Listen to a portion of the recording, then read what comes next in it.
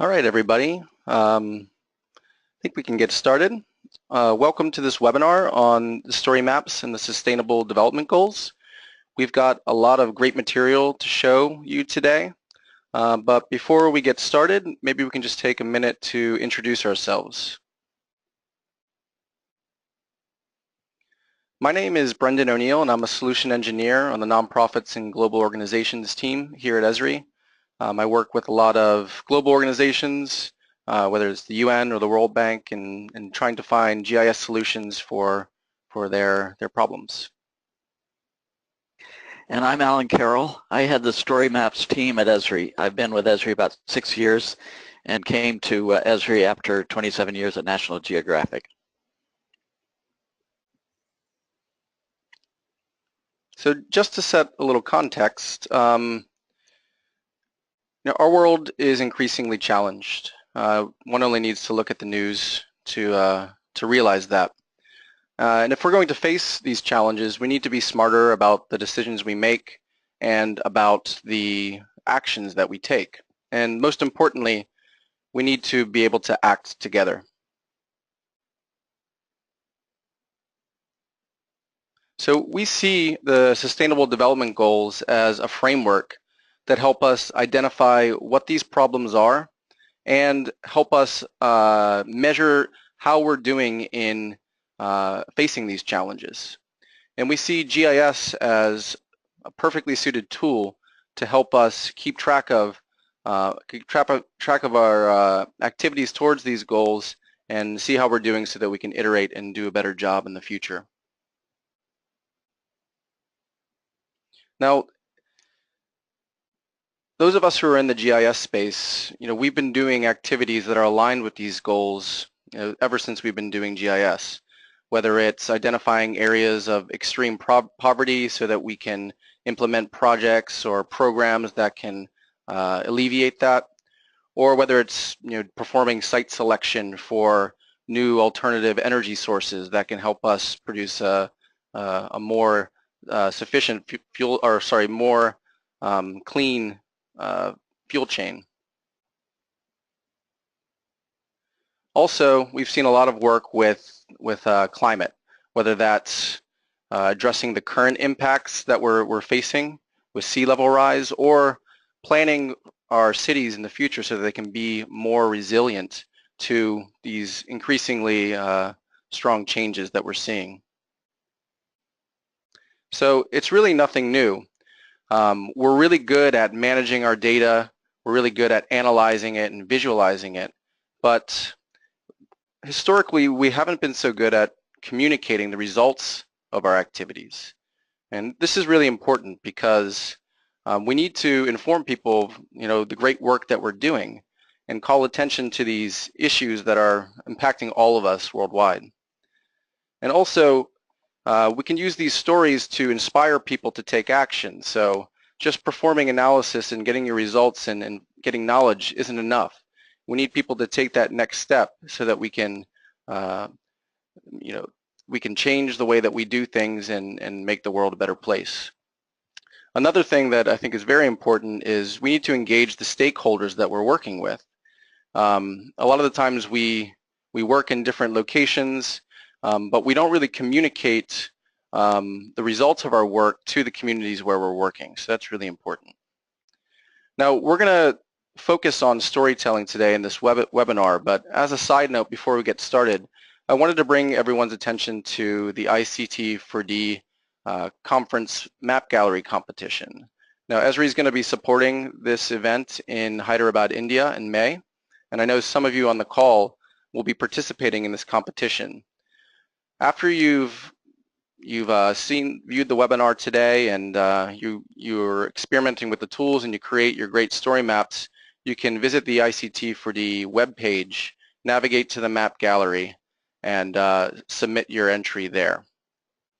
Now, before I turn it over to Alan, I just wanted to let you all know that you can submit questions to the panel through the chat, and that we'd really appreciate if you could fill out a survey at the end of the webinar and let us know how we're doing so that we can improve in our future webinars. So Without further ado, let's turn it over to Alan. All right, thanks, Brendan. Give me just a second here. So first of all, I just want to tell you how thrilled I am to be talking to you this morning. We love nothing better than to serve organizations that are working to make the world more sustainable and to help save lives and bring people out of poverty and to pursue the sustainable development goals. So it's a real honor for me to be talking to you this morning.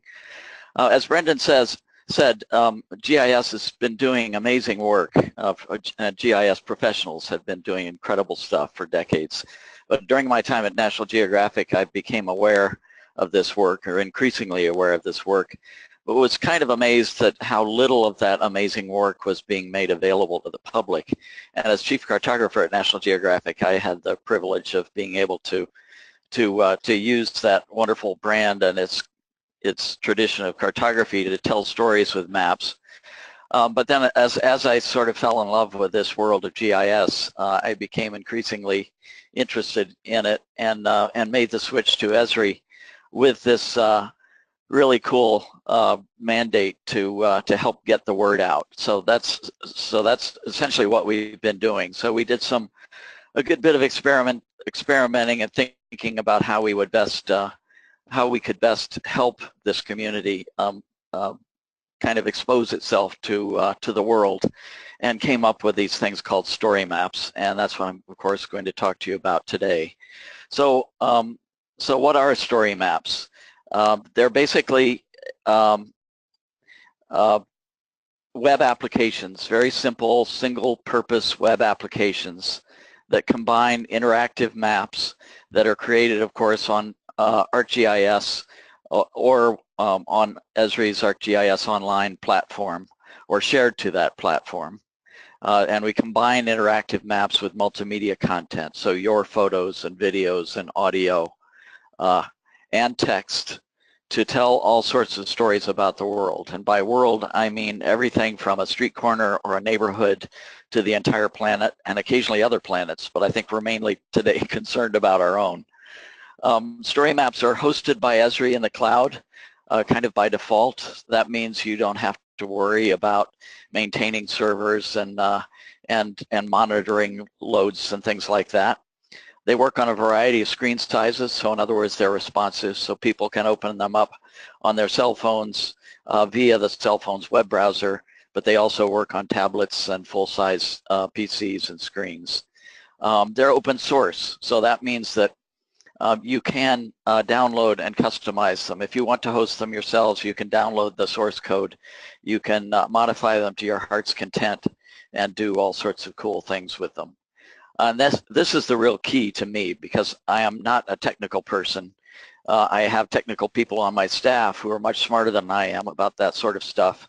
So what we've done is we've created these builder functions that let you create a quite a sophisticated multimedia story without needing to know any JavaScript or CSS skills, any of that kind of abstruse web stuff, so that if essentially if you can do something like create a presentation on PowerPoint, you can make a story map. Of course, it takes a little bit of practice, a little bit of getting used to, but literally within 20 minutes to a half hour, most people are off and running. And then as you continue to build story maps, you kind of discover cool new functions. At the end, I'll talk to you about where you can go for additional information. So that's basically what we're about. So we have 7 or 8 different applications, web applications, that provide a variety of user experiences, a variety of ways to tell stories. And what I'm going to do is run through those different applications. And while I'm doing that, I've kind of teed up a variety of story maps, quite a few of which are relevant, at least somewhat relevant to the work you do. So as I describe the user experiences, I'm going to also talk a little bit about storytelling and the kinds of things that I think story maps can do. So I'm going to start with Cascade, which is in a lot of ways our latest and greatest. Inevitably, of course, we learn as we go. Our older apps are maybe a little bit less capable than our newer ones. However, excuse me, we're constantly working to maintain and enhance our apps. So as you come back to our site over a period of months, you'll notice continued improvements and enhancements. But the basic idea with Cascade is that the whole screen, the whole area, the whole window area within your web browser window scrolls, and as you scroll, you can expose various things to your audiences. So we recently worked, for instance, with a photographer named Krista Schleier, who's been doing work for a decade or more along the U.S.-Mexico border. And as you all know, that border has been very much in the news lately. And she's been doing this wonderful documentary work. We got to know her and offered to work with her on a story map that would feature her work, but also kind of explain it in the context of the controversy over potentially building a wall along the border. Most of her work has to do with the natural world, so that's what most of this story focuses on, but it also talks about the human impact. So this is a key thing that you can, of course, use story maps for, is to educate and inform your audiences about important issues. So the way Cascade works is that there are two basic kinds of experiences. One we call the narrative sections, and this is a narrative section. So as I'm going, I just scroll up and down through the section, and I see the things that we present to people in order. And then I come to a spot where a full screen image kind of snaps into place, and it stays stationary as then these caption boxes scroll by. These sections we call immersive sections, and they can feature not just photographs, but static maps, 2D and 3D, dynamic maps in 2D and 3D. They can feature videos. Pretty much anything that's available on the web could be featured this way. So again, these images, the background stays stationary as I scroll through, but I see these caption boxes go by, and I can also control the transitions between the images or the background content. And so one image can fade to the next, or there's a swipe function. Don't think that swipe function is visible here, but there's lots and lots of things you can do. This is an embedded video. It can be embedded as a window like this or full screen. So you can, I think you get some sense of the versatility of this medium. Here's an interactive map. I can also, as an author, I can create essentially these chapters, and clicking on the navigation bar can take me directly to the sections of the story. Another thing this story does, and that we encourage authors to do, is end with a call to action. So we suggested to Krista that she come up with some things that the audiences that see this story can do if they feel that the wall is potentially a big mistake in terms of the human and environmental costs. They can write to their representatives or talk to their friends and use the media, etc. Another example is a story we did. Actually, we used this story to kind of prototype the Cascade app. So that was about a year and a half ago, in the midst of the huge kind of exodus of refugees across Europe. So we decided to try to kind of pull out all the stops and try to tell the story of the ongoing refugee crisis. So again, we start with a sort of expository introduction in the form of this narrative section. Then we use a graph within an immersive section to summarize the growing refugee crisis. Use this series of static maps. Often, we at Esri often assume every map has to be interactive, but sometimes a static map image is just as useful, and perhaps even more useful and less distracting than a fully interactive map. So we tried to essentially present an overview, then kind of bit by bit sort of zoom into Syria, talk about the camps for internally displaced people, and then focus on the big refugee camps near Syria, and then do a kind of case study of Zatari, the big refugee camp just across the Syrian border, show how it's grown, do a little kind of almost like a land use analysis to show the different facilities within the camp, and do show the results of a kind of analysis of the imagery to show those concentration of structures. Then we plunged into a kind of 3D narrative of the exodus of refugees across Europe. So this is using Esri's 3D technology, and we can essentially program these different slides or views onto this scene that essentially really kind of marches you across Europe along with the refugees. So this was just a way for us to kind of flex our creative muscles and test the limits of the Cascade story. Here quickly is another example. This is a story done by the Nature Conservancy called The Sounds of Borneo, and it's about bioacoustics.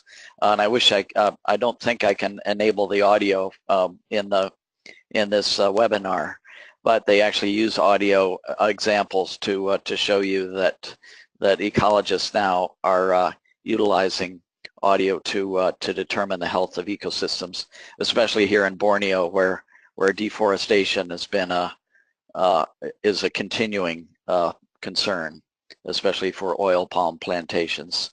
So here's a little story map within a story map. So we have a swipe function that they've embedded within this larger story map. So that's one of many options for our story maps.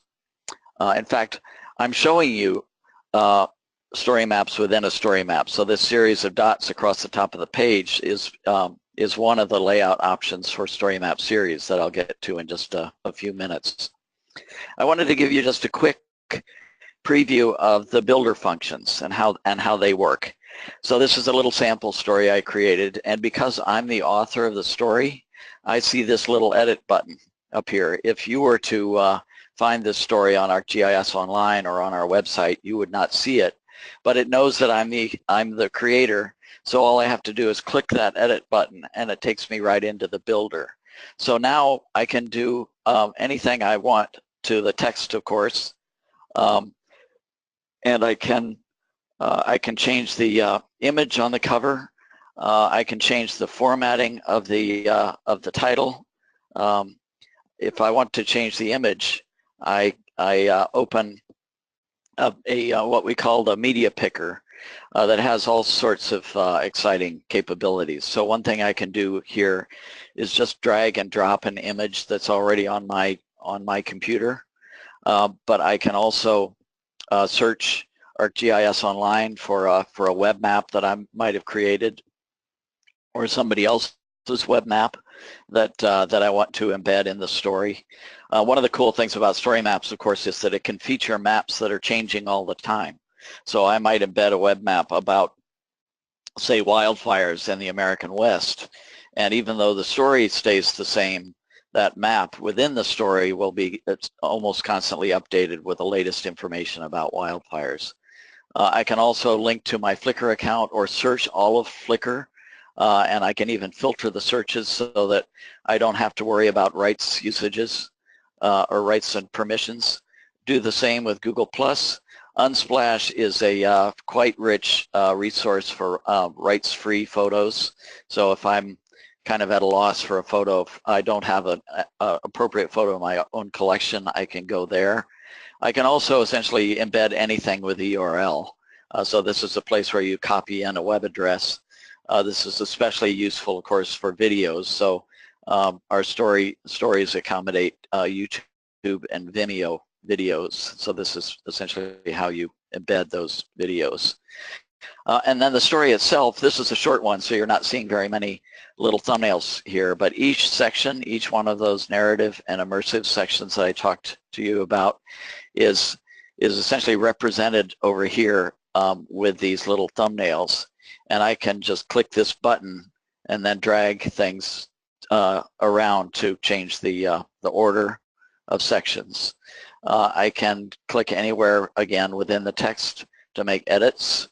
I can change the color and the go to change to bold or italic. I can change the whole formatting of the paragraph from a sort of title treatment or a subtitle treatment to standard text, or a larger treatment.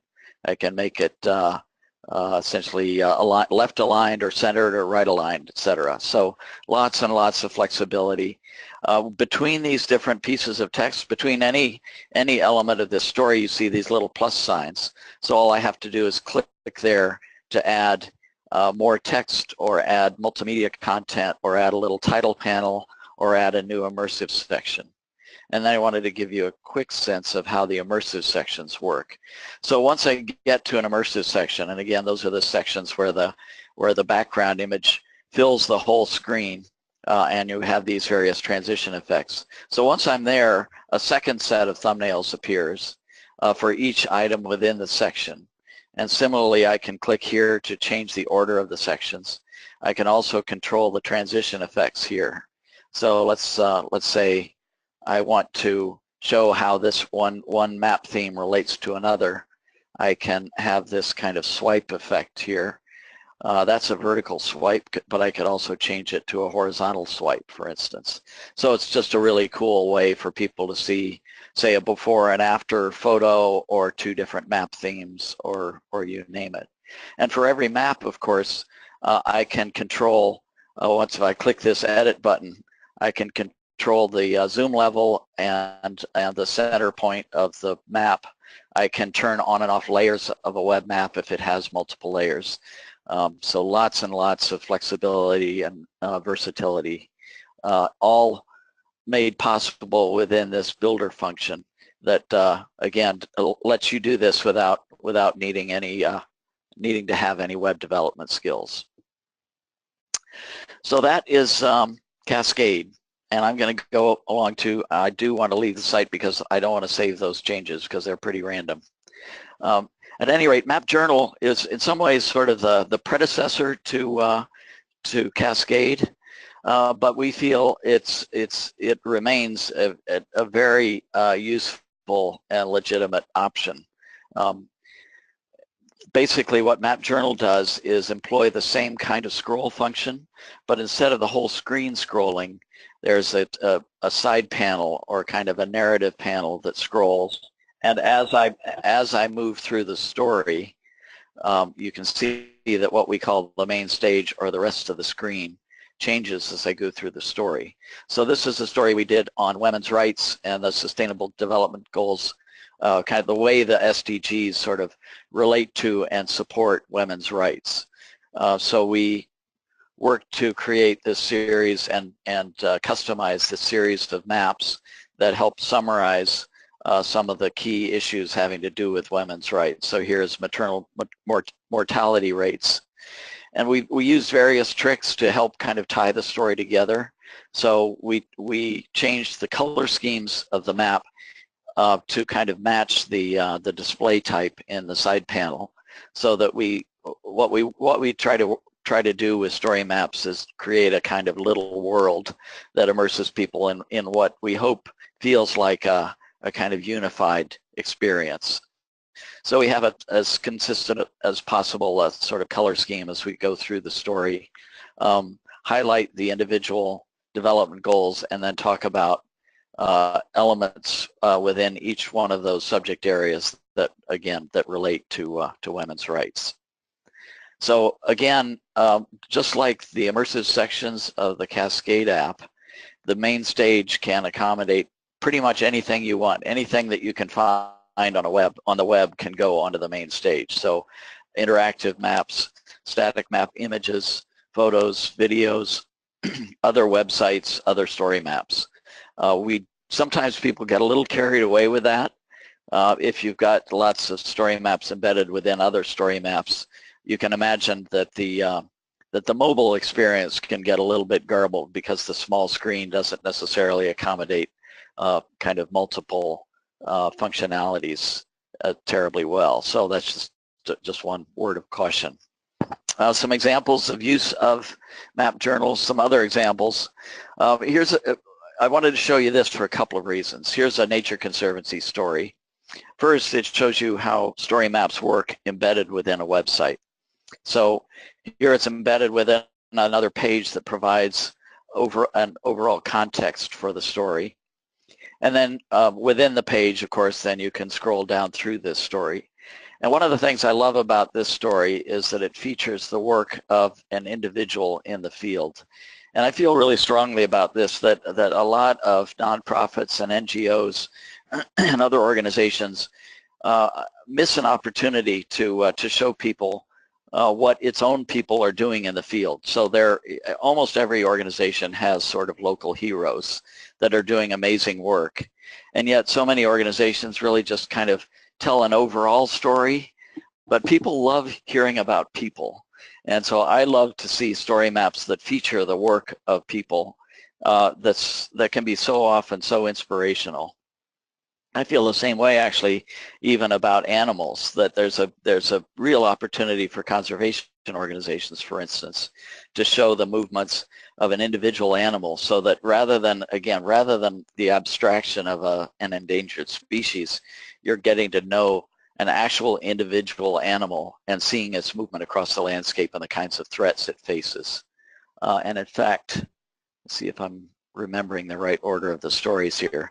We did that to some extent within this story that we developed in collaboration with the Wildlife Conservation Society. So we've all heard about the horrible ongoing poaching crisis in Africa that is decimating elephant populations. We wanted to work with WCS to help call attention to that crisis. And so we created this map journal in support of that. So as you can see, the side panel, I should mention also that the side panel is maybe primarily for text, and the text can be as short or as long as you need it to be. We recommend short and sweet because most people don't like to spend a lot of time reading on the web, but you can embed all sorts of visuals in the side panel as well as the main stage. But one of the things we wanted to do, as I was mentioning before, is kind of personalize this story, or maybe elephantize this story by featuring the movements of an actual elephant. So we worked with another organization, Save the Elephants, which actually tracks elephants, to tell the story of this individual elephant who was, they found in the field, it had been shot and wounded. They patched it up as best they could, put a radio device on it, and then tracked its movements.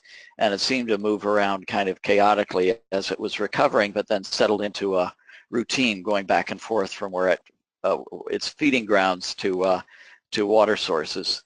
But sadly, a couple of weeks later, it was shot and killed by poachers. And thanks to the radio collar, which the poachers tried to hide in some brush, they found the elephant, which is, with its head carved away for its tusks. So a heartbreaking story, but we didn't want to make it hopeless, and we also wanted to call people to action. So with WCS's cooperation, we feature a series of organizations, any of which you can choose to support just by clicking on these pop-ups. On to Story Map series. So this is another one of our apps, and its main purpose is to present a series of maps. But again, just like Journal, just like Cascade, the items that you're featuring don't necessarily have to be maps, or they can be a combination of maps and other items. So often organizations will put up a series of related thematic maps so that people can view and peruse and understand the relationships between thematic maps, or the series can move people around a single map, or they can display a series of different maps. So what we wanted to do here, this was 3 or 4 years old now, but we wanted to show the kind of lingering impacts of Hurricane Katrina on people in New Orleans. So this shows where people have moved to all across the country after being displaced by Katrina. We show, again, with a little story map within a story map, we show some of the flooding impacts immediately after the storm, extended physical damage in the form of a kind of heat map. But as you zoom into the map, you can see individual building sites, and in fact click on any one of thousands of buildings to find out what its just some basic information about each one. So you can see the utility, I think, of this map series.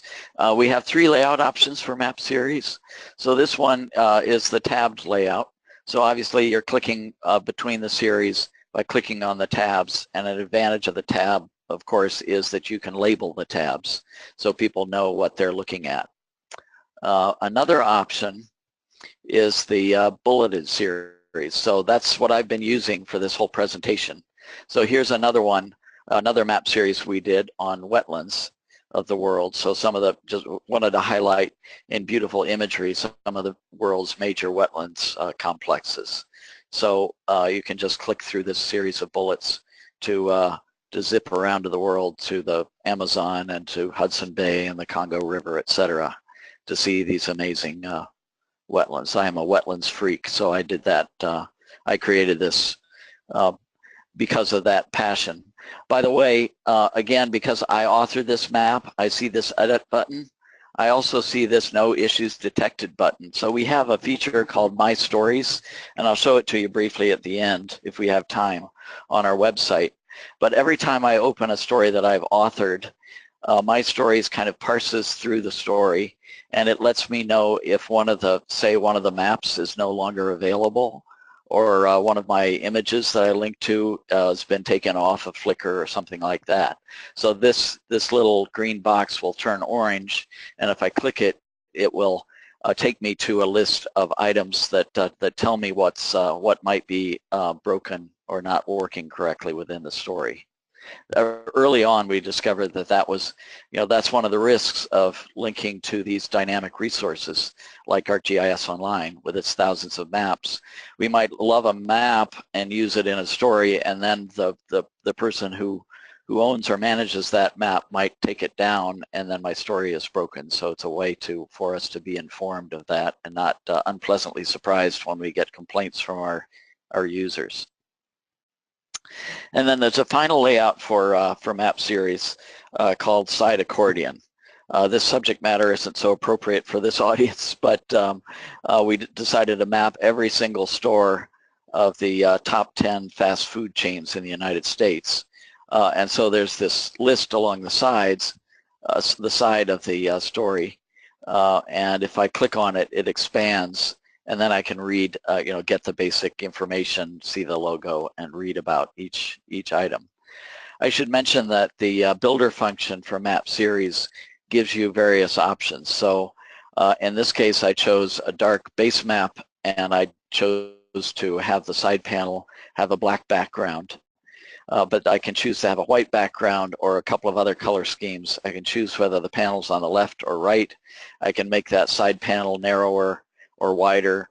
I can swap out the Esri logo up here for my own organization's logo, or have no logo at all. There are social media options. So there's lots of flexibility in all of our layouts and storytelling apps. Pretty much all the stories I've shown you so far are basically narratives. So we provide a sort of sequential navigation through a narrative, but we also enable people to kind of explore and wander around on their own. Short list is a little bit different because this is a way for people to present a curated set of points of interest in and around a destination.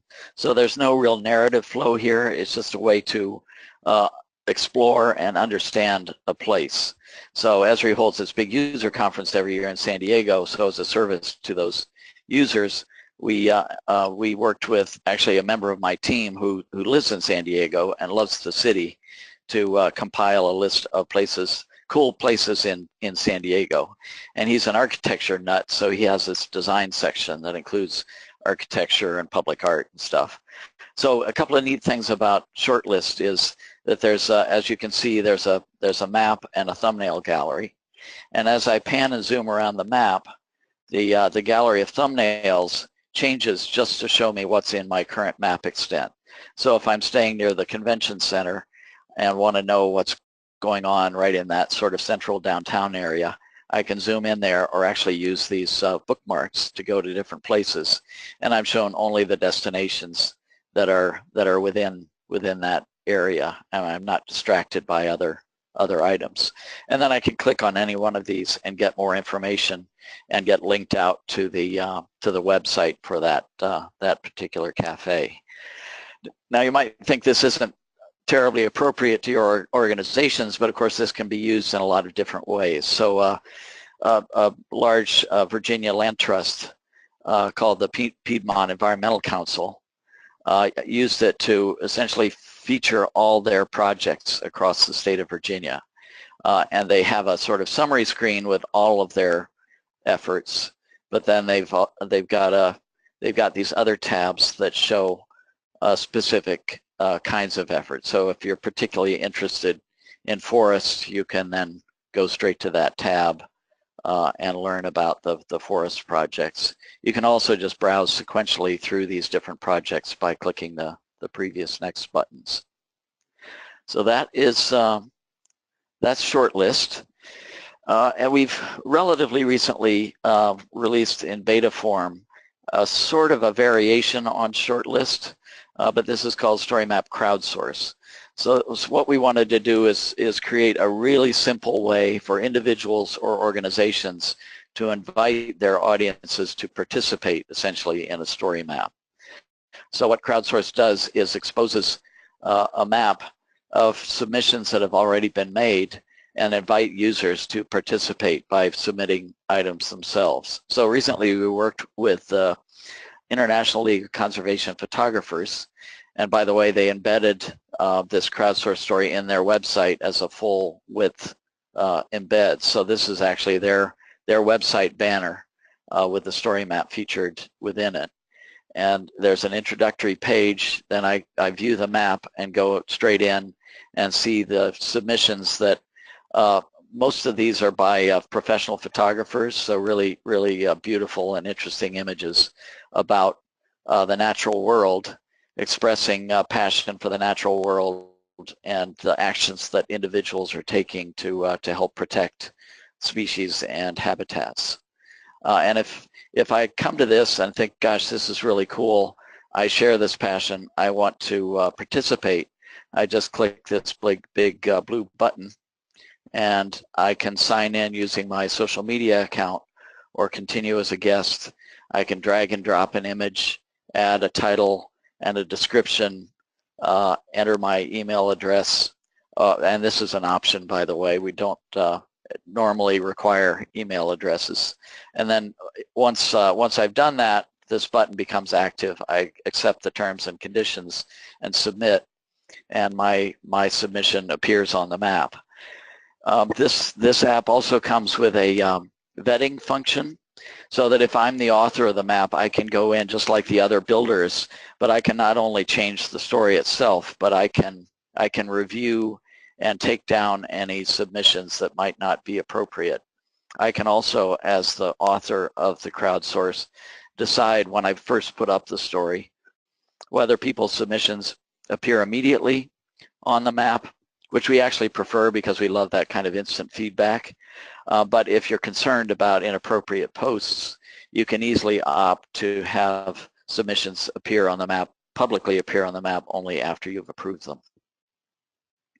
A colleague here at Esri 3 or 4 years ago sadly lost his brother to an opioid overdose as part of this really terrifying ongoing crisis in the United States of opioid addiction that leads so often to heroin abuse and overdoses. And so out of love for his brother and concern for this ongoing issue, he worked with us to create a crowdsource that enables people to post tributes and memories to the loved ones that they've lost to the crisis. So this is probably the most emotionally moving story map that we've done. He's gotten recent publicity, and so the number of submissions has exploded in recent weeks. But you can just open randomly and just learn, just see these photos and read usually very brief but very moving tributes by family members and spouses, etc., who have lost their loved ones and friends to this terrible crisis. So yet another way, of course, to raise awareness about important issues, and in this case, really be able, enable people to really understand on a emotional level the impact of an issue on communities and individuals. Finally, last but not at all least, we get to the most popular app, Story Map Tour. It's the first app we released in its fully functional form with a builder function, and it's the simplest, which I think has a lot to do with its popularity. So basically, Story Map Tour enables you to create a narrative that takes you from place to place across a landscape with a series of photos or videos. So in this case, the Halo Trust, which is all about clearance of minefields around the world, is featuring its work in the field to eliminate mines. And of course, these mines in formerly war-torn areas continue to wreak havoc by killing and maiming thousands of people. So it's incredibly important work. And this is, again, a really cool way to show people in a very vivid fashion the kind of work that an organization is doing in a very local area. So going from place to place, talking about how these mines have wreaked havoc on communities, but also showing the work that the Halo Trust is doing to demine these areas. Here's another example of a tour. In this case, we decided to use a period map that we georeferenced and put on our GIS Online, and then annotated to tell the story, the kind of bizarre story of the conspiracy that succeeded in assassinating Lincoln. They had planned to assassinate several members of his cabinet, which did not happily work out.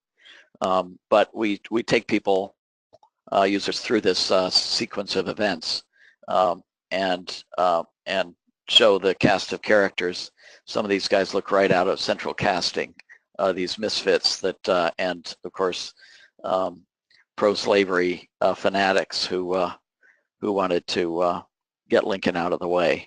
Again, because I'm the author of this story, I can click this builder, this button to switch to the edit mode, and I can go in and do things like easily drag and drop to change the order of the story.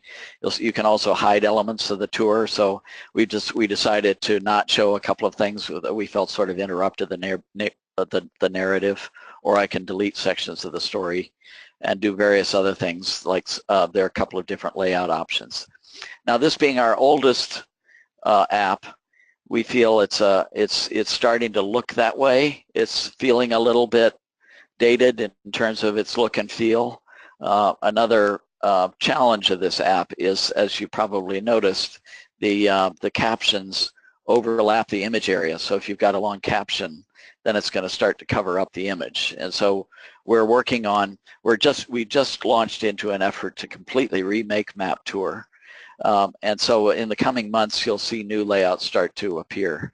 We hope to have a beta version of the new app out later this spring or in the early summer. So one of the potential layouts that we're considering is a scroll version. So a little bit like the Cascade, in that it's a vertical scroll, but in this case, you're scrolling through this narrative. The caption is no longer getting in the way of the images.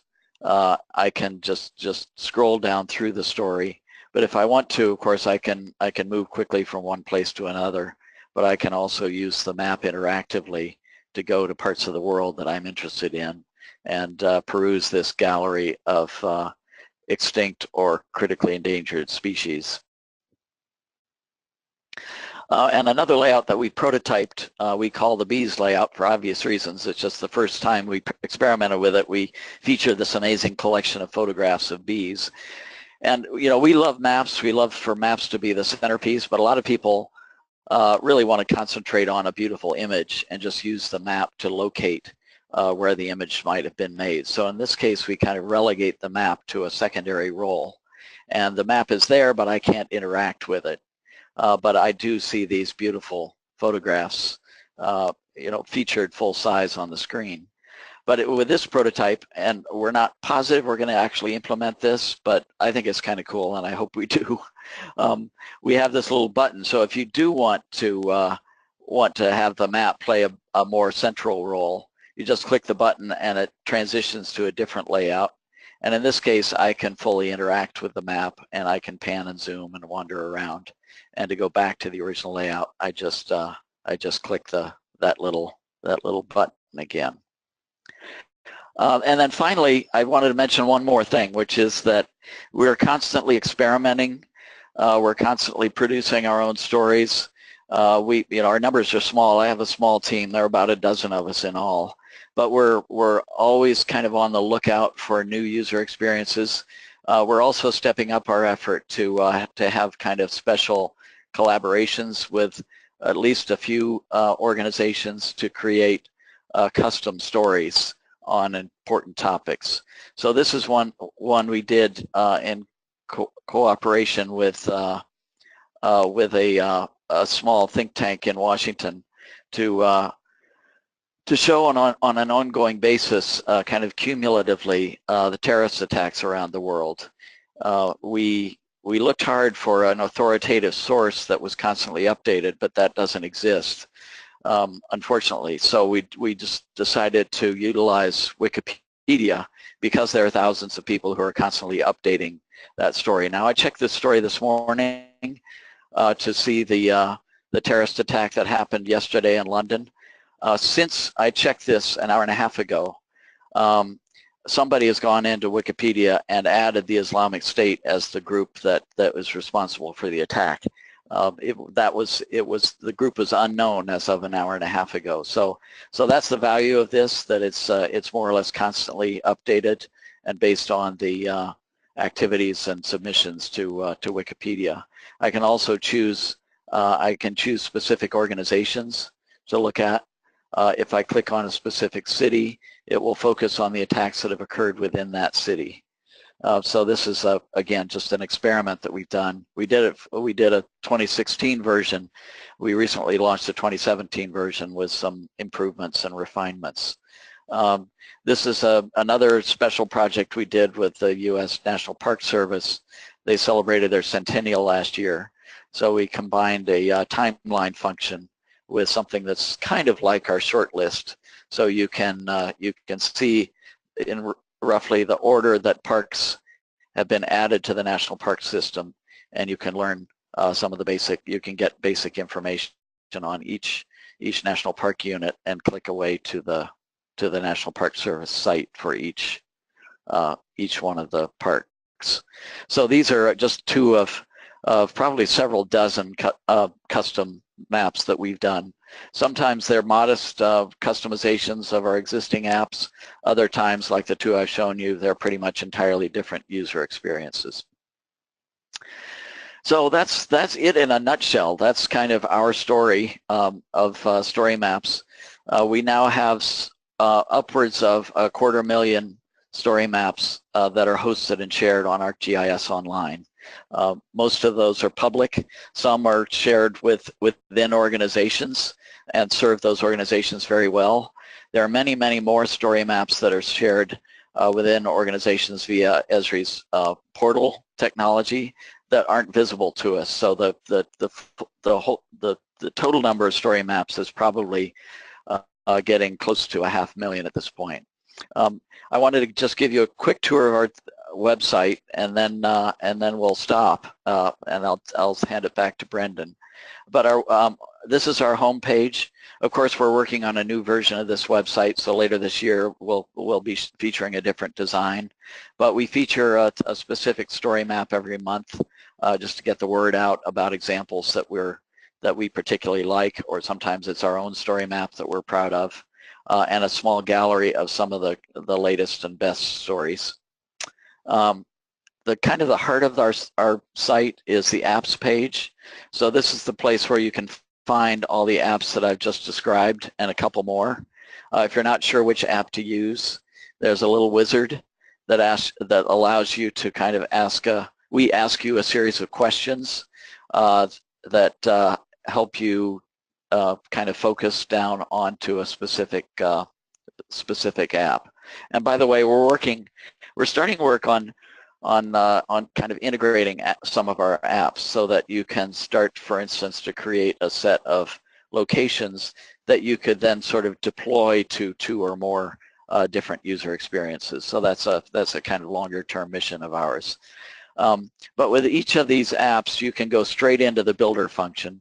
But you can also learn more, and that takes you, each one of these apps has its own landing pages with a series of resources. This takes you to our gallery, which I'll show you in a second, that's filtered to show you examples of each app. And then we have a step-by-step tutorial for each app that just marches you right through the process of creating a story. Another key part of our site is the gallery. So that colleague who lives in San Diego, Rupert Essinger, is the curator of the gallery, and so he's constantly on the lookout for great stories to include and feature. And if you have a story that you think we ought to feature, you can submit your app for consideration to add to this gallery. And this is really useful in lots of ways. You can filter it in many ways. So you can look at specific examples of or examples of each individual app that I've shown you. You can filter it by subject matter. So in this case, I could filter by disastrous and humanitarian efforts. I can filter by industry, by format, so you can see examples, for instance, of embedded apps, and by whether Esri has authored it or the international community has authored it, etc. We've got loads and loads of resources. So this page links you to dozens of different places you can go for tips and tricks and best practices with story maps, more information about ArcGIS Online, things like that. And then we also have a blog that is being constantly, probably several times a week, new blog items appear telling you about our latest enhancements or providing advice both to newbies and to experts. We have a separate blog called Developers Corner. So if you do have development skills or you have colleagues who are web developers, you can go to that blog and learn how you can use JavaScript, CSS, etc. to make additional modifications to our apps. And then finally, I mentioned My Stories. So this is a place, as you produce stories, they appear in this spot. So I can go and find my stories here, open up any one of them. Let's try this one, which we released earlier this week. I can view the story. I can go straight into the edit function. I can also decide, or I can take a look at how it might look in embedded form. So I can choose an embed size, a sort of standard size, or add pixel dimensions here, and click to preview the how my story looks in embedded form. So again, just a really useful resource for that allows you to manage your stories. And I hope all of you will soon have dozens of story maps to be monitoring and utilizing. So that is pretty much my story. I hope you'll find this resource useful. There's nothing more thrilling for us than to discover stories that people like you and your organizations are producing, especially in pursuit of really important causes. So thanks very much, and I'm going to turn it back over to Brendan. All right, great. Thanks, Alan. That was great stuff. I hope that everyone on the webinar has seen some good examples and some of the tools that are out there that will help you tell your stories. Before we get to the question and answer, we have a lot of great questions that we'll get to. I just wanted to make everyone aware of some of the resources that are available out there to help you get started with story maps. First of all, you can follow the Story Maps team on Twitter at Esri Story Maps. This is great. They're always posting new examples. A lot of it's relevant to stories or events that are happening around the world, and telling those stories through story maps. So I highly recommend following that feed. Alan just showed you all the great resources and examples on storymaps.rts.com. That's a great starting off point. You can begin creating your story maps directly from that site. So that's a great spot as well. Another resource is the Learn ArcGIS website. There are several interactive tutorials. They're self-paced. That'll help you get started with some of the templates that Alan showcased. There's also a lot of great resources there for other aspects of GIS. So whether you're working with desktop applications or other apps, you can find a lot of resources there. Another great resource, if you're not already a part of the nonprofit program and you are a member of a nonprofit organization or you run one, we highly recommend you visiting our nonprofit webpage. You can join our nonprofit program and get a lot of great software for very little cost. So it's a great program. It's part of Esri's commitment to the nonprofit and global organizations community. We'd love to have you in our program there. And lastly, we also have a website for how Esri is engaging with the Sustainable Development Goals. So it just kind of gives an overview of some of the activities or some of the programs that we're supporting and some of the ways that we see GIS can be useful in supporting the Sustainable Development Goals, like story maps that we've just seen. I think incidentally that's actually a story map as well. So the last thing I wanted to mention before we move on to the Q&A is that this is the first webinar that will be taking place in a series of webinars. So if we move to the next slide, we're going to be, I think starting in April, we'll start with another webinar on a different topic. Over the course of the year, we hope to cover the following topics. We'd like to introduce some GIS workflows for collecting baseline data so that we can establish where we are in meeting these Sustainable Development Goals. We need to know where we are in order to plan for where we're going. We're also going to be holding a webinar on project or program planning, so using GIS workflows to make sure that your organization's efforts are focused in the right place and having the highest impact. We'll also be having a webinar on monitoring and evaluating these projects and programs. So making sure that as we focus our efforts in certain areas, making sure that the work that we're doing is having the impact, and if it's not, informing ourselves on how we can iterate on that and do a better job. And lastly, we've been speaking about stakeholder engagement a lot today with storytelling, but the last webinar in the series will deal with engaging with stakeholders, and not just story maps, but in other ways, whether it's releasing your data to the public through open data portals or other interactive applications or crowdsourcing opportunities. So stay tuned for those series. You'll be getting announcements if you've registered for this webinar. So we've got a lot of questions that have come in. So Alan, if you're willing, we can hopefully address some of these. If your question hasn't been answered, we've got a record of them, so don't worry about that. We can follow up with you through email, especially if they're kind of more specific technical questions. But I think one thing to note, if you go to the next slide, Alan, if you have any questions you want to reach out to the Esri team, you can contact us using the sdgs@esri.com alias.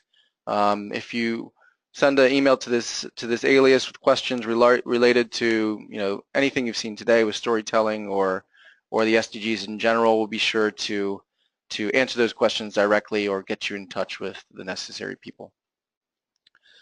So the first question we had, which I think is an important one, is will the recording be shared and where will it be available? So I'll go ahead and field this one. So if you've registered for the webinar, you're here now, or maybe you have some colleagues that weren't able to make it today, you will be provided with a link to to where this webinar will be hosted. So if you want to look through some of the material later, that'll all be there, so you don't need to worry about that. So maybe we can get into a little bit of the more detailed questions for you, Alan. Okay. One of the questions we had is, how do you load your map data, or how do you use your map data or geographic data in story maps? How does that work?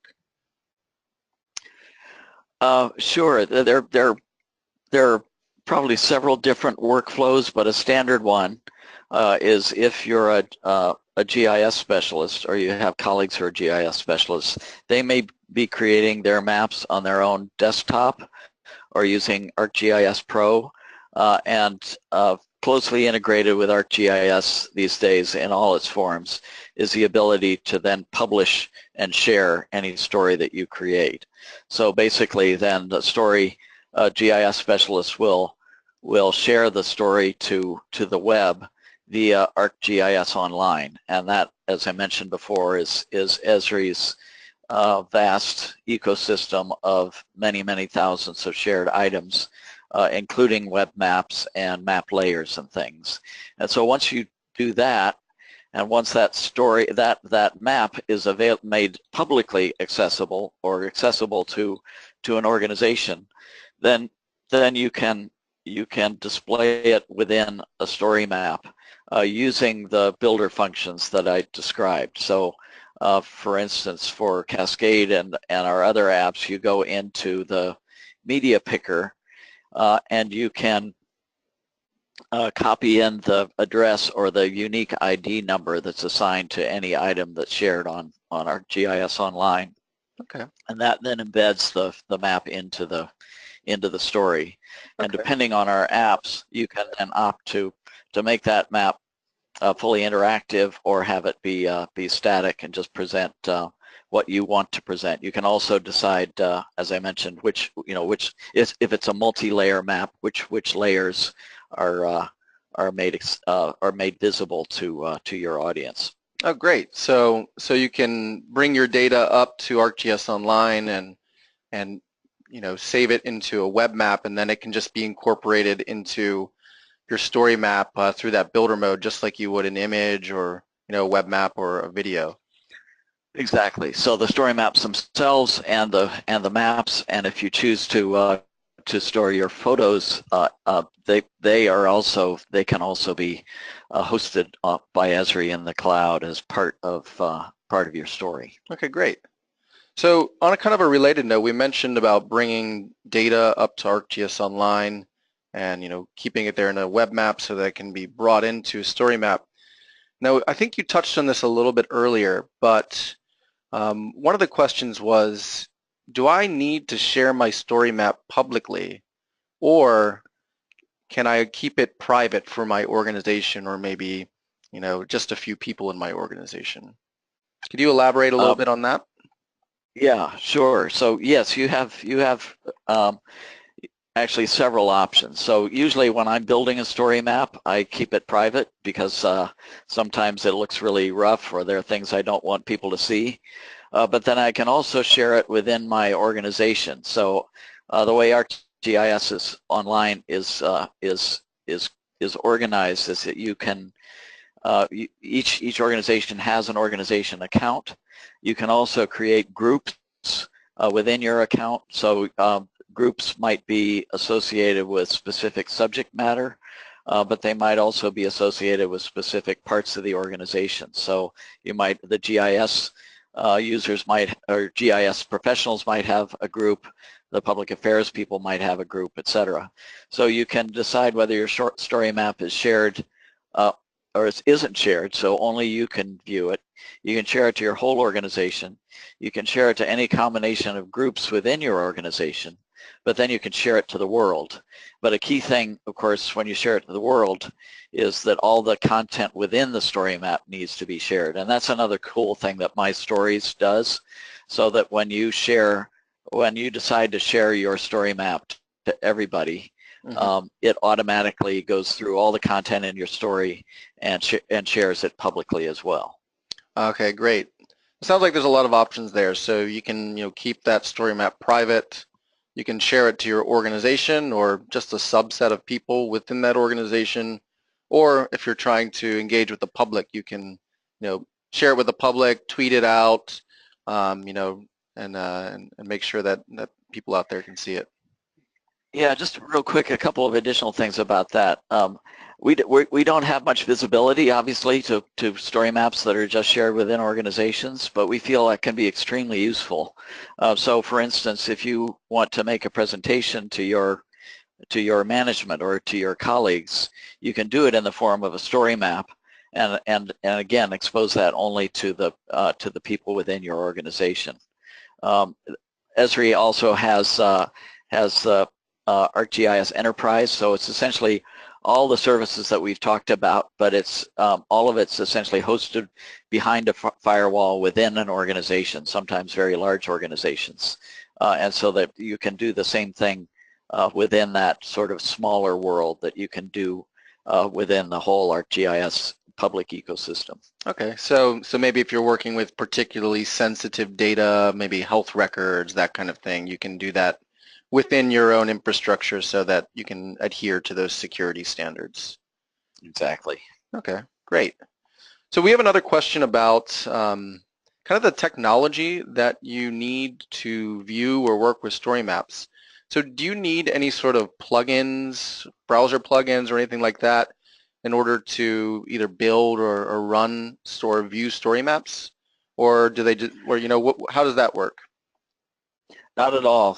We work really hard to make story maps not just viewable but authorable, if that's a word, on any of the modern web browsers. And any of you who've done web development work know that can often be a significant task. So we spend quite a bit of our time making sure that our story maps work well within the various reasonably recent versions of various web browsers. Okay, great. Kind of along those same lines, we had a question about embedding multimedia, and I think that authoring aspect. The question is, do you need to know how to use like embed codes in HTML, or how does it work with, say, an image or a video? How do you bring that multimedia content into your story map? I think you touched on it, but some clarity would be good. Yeah, so it's pretty easy. In other words, I can do it. So in other words, that means it's pretty easy because again, I'm not a technical person. But if you see pretty much any video on YouTube, for instance, there's a sort of sharing function, and you can find the embed code and copy it, and then go to the media picker within our builder functions and just paste that code into the appropriate place. And that's really all it takes. Similarly with photographs, you have several options. You can drag and drop them directly into the story, and then they're stored as part of the story on ArcGIS Online, but they're not publicly visible otherwise, just within the story. You can also create a Flickr account. We often do that. And create collections or albums within your Flickr account, and then the media picker, you can find that album and add any photo there. Both of those options automatically behind the scenes create several different size versions of each image, and the application knows the appropriate image to put in the appropriate place. So sometimes somebody will put a full-size image into a thumbnail, and it can take a long time to load. But these services, and we work hard to sort of automatically choose the size of images that's appropriate to the part of the story it's being featured in. Okay, so that's interesting. So it sounds like you can work with images that are stored on your computer and bring them up and embed them directly in your story maps. You can also work with hosted photo sites like Flickr and bring those hosted images in, and similarly with video content, just copy and paste those embed codes from YouTube or Vimeo and just bring them in. It sounds exactly. Okay, and then also sorry, go ahead. I'm sorry. Another option, of course, is that if you have your own multimedia content, photos, videos, etc., on your own servers. You can feature those too. All you have to do is go to that image and copy the URL and then paste it into the field in the media picker. Okay, so if you're IT, if you have a pretty strong IT or infrastructure in your organization, you've got servers for your multimedia content, you can also just bring that content in as well. Yep. Okay, great. So we have some other kind of more specific questions. We had one question about finding examples for public health for story maps, but I think we can maybe expand on that.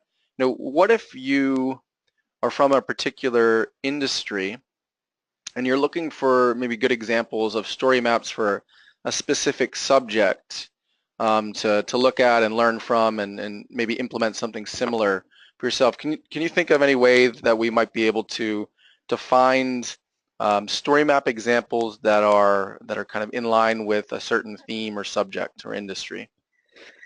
Yeah, there are a couple of ways. I mentioned the vast ecosystem of ArcGIS Online, and so one of the primary purposes of that resource is for people to make the hard work they've done available to wider communities. And so you can search ArcGIS Online for content that others have created, and there are hundreds of thousands of maps on ArcGIS Online. It can be a challenge just because of the number to find exactly what you're looking for. And with that in mind, Esri for several years has been working on what's called the Living Atlas of the World. And it's a continuing work in progress, but the basic idea is to curate a large but still a curated subset of ArcGIS Online content and enable users to do a couple of things. One is if you work for an organization that's producing authoritative content that you think is valuable to potentially valuable to other people, you can submit it to the Living Atlas, and then you can of course then go to the Living Atlas, and you can easily find that just by searching on Google, and then you can search within that subset for lots of maps that you can find by location and theme. Okay. And it sounds like also maybe the Story Maps gallery too. Are you able to do keyword searches there? I know you kind of showed that a little bit earlier. Yeah, so yeah, good point. I mean, I guess there are two different things to think about. One is the Story Maps gallery, which you search to find other story maps. You're not going to find content to put into story maps there. Okay. But the gallery is a great place to go for inspiration and ideas, right, just to see what we and others have done with our apps. But then ArcGIS Online and the Living Atlas are the places to go to explore and find content, especially, of course, map content to put into your stories. Okay, I got you. So Story Maps gallery is more for finished examples for inspiration, and then the Living Atlas for data layers that you might bring in to create your own story maps. Exactly. Yep. Okay, great. We had a question. Are there any examples of story maps being used in the education space? Oh yeah, this is one of the other things that I find really exciting. Story maps are really exploding in the education space. I met just yesterday with Esri's education lead to kind of celebrate that, but much more importantly, talk with him about how we can further support it. So in K through 12, everywhere from about third grade on up, but especially in colleges and universities and graduate schools, story maps are really exploding. We're seeing a lot of really cool stuff in the digital humanities. My daughter's a senior in college. A couple of her friends are doing their senior theses in the form of story maps. One, for instance, she's done awesome work on the history of the geohistory of hip hop. So we're actually helping her do a story map on hip hop and the influences of one artist in one city on other artists. And there are hundreds and hundreds of examples like that. Now, it's not one thing we haven't managed to do very well yet is make those education examples specifically searchable. But rest assured that there are thousands of activities going on like that. So two really, just very quickly, two main things about story maps in education. One is that they can be a valuable instructional tool, and Esri's in talks with several major textbook publishers about essentially developing interactive lessons in the form of story maps. But what excites me more is empowering students to create story maps. So they might see this multimedia presentation as a story map, but then their professor or teacher might say, well, okay, now your job is to go make your own story map. And I think that's just a really exciting and empowering thing. Yeah, it sounds like they can be used, specifically in the education space or for educational purposes, right, in other organizations as well to build capacity, those types of things. So good educational tool. So yeah, exactly. What we call lifelong learning. Right. Yep. Right. So we have a couple technical questions, not too technical. One is, how long do story maps exist after you create them? We don't throw things away on ArcGIS Online. You can throw things away, so they're there as long as you want them to be there. Now, obviously, it's important to go back periodically and check the health of a story because things do change. Mm-hmm. For instance, our imagery map layer is being constantly updated. I've done stories where, and of course the imagery inevitably gets dated, Mm-hmm. and I use the imagery layer to show a sort of before view, like of that refugee camp in Lebanon.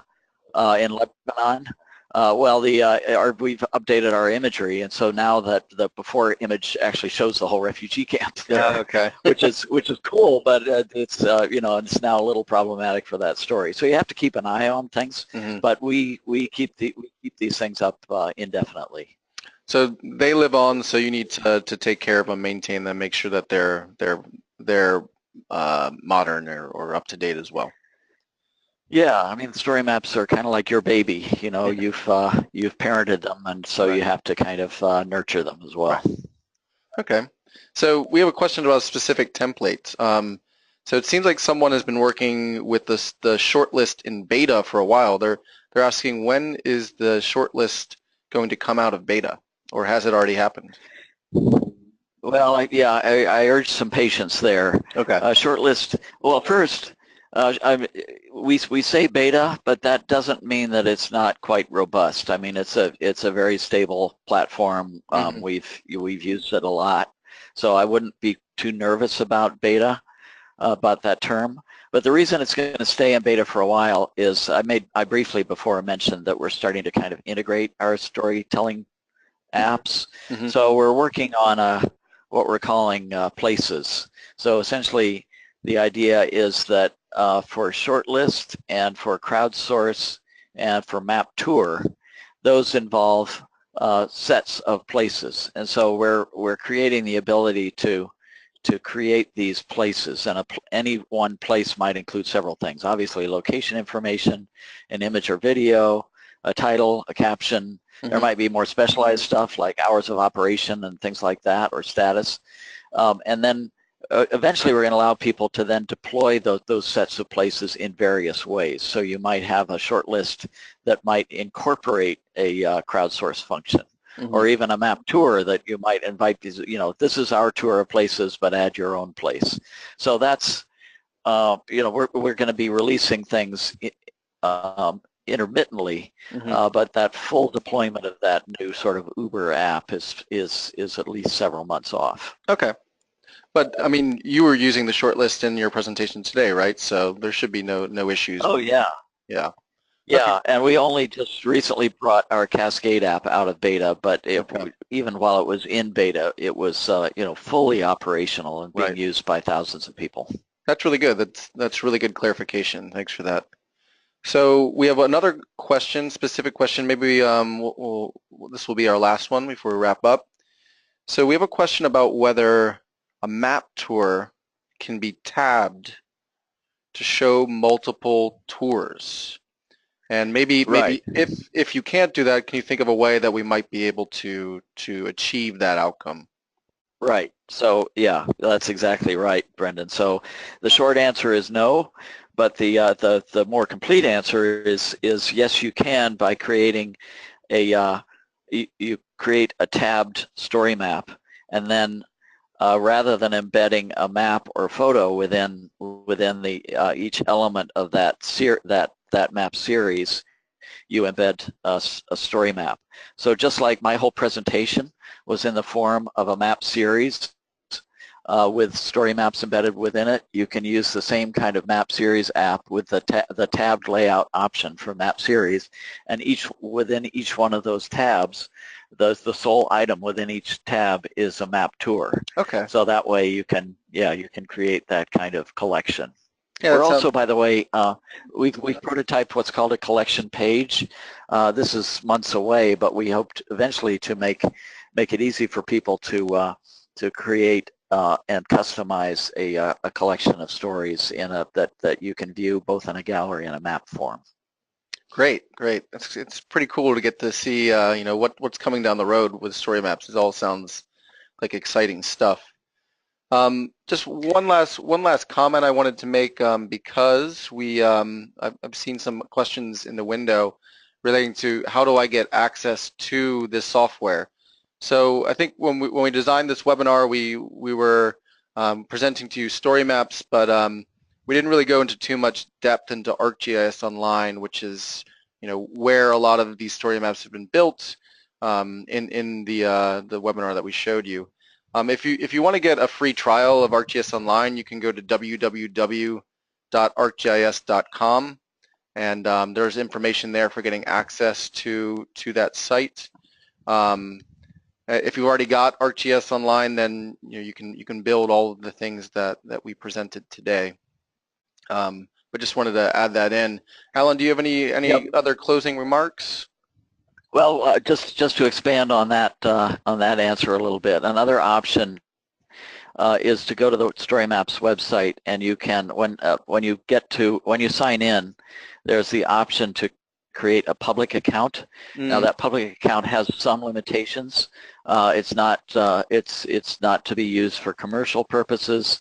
There are a few things like you can't really do crowdsourcing for sort of technical reasons, but otherwise for a public account that's a great way to get started free of charge. Okay, great. On story maps. So we have the public accounts that you can get started with free of charge. You can sign up for a trial to kind of explore some of the options and get the full functionality. And then of course, if you're part of the nonprofit program, you can get access to all the software at a greatly reduced price. So I think those are the main pathways to getting access to the technology if you don't already have it. So, all right. Well, Alan, I'd like to thank you for that great presentation. As we said earlier, keep an eye out for webinars that we'll be holding in the future. And if you have any questions, feel free to contact us at sdgs@esri.com. And any of those questions that you submitted in the chat throughout the webinar, we'll do our best to get back to you promptly with some answers. So thank you everyone for attending. Yeah, thank you everybody. Really enjoyed it. All right. Take care everyone.